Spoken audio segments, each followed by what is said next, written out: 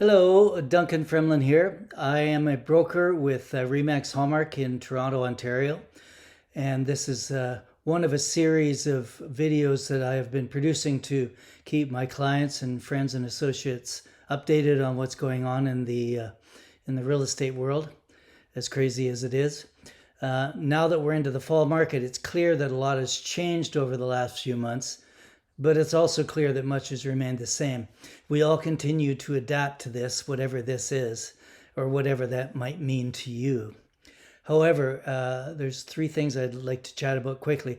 First of all, I welcome your calls. The last couple of visits I've had have been people that haven't been planning anything in the near future, but they needed to establish a framework for moving forward in the next 2 or 3 years. And so we sat and we did some brainstorming.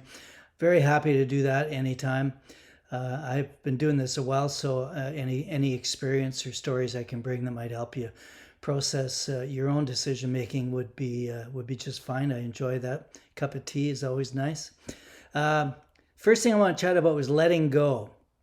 It's a common refrain that comes up when people are talking about moving.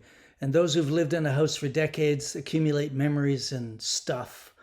And there's treasures that we're reluctant to leave behind. Even birthday parties in a backyard are considered to be treasures. So now my friend Karen Kurtz is a wise lady. She's an author, actually, and she wrote a few thoughts. She thinks a lot about this stuff, and she just added something about letting go that might add to your own discussion. So there's a link at the bottom of the screen. Just go to her blog and read the essay. It's really quite brilliant, so hopefully it'll be helpful.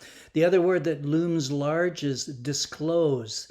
In real estate terms, that wasn't always that way. We did disclose, but it wasn't clear what was relevant or what was important. So here we are 35 years later, and many years ago, a buried oil tank or knob and tube wiring just never came up. It wasn't an issue.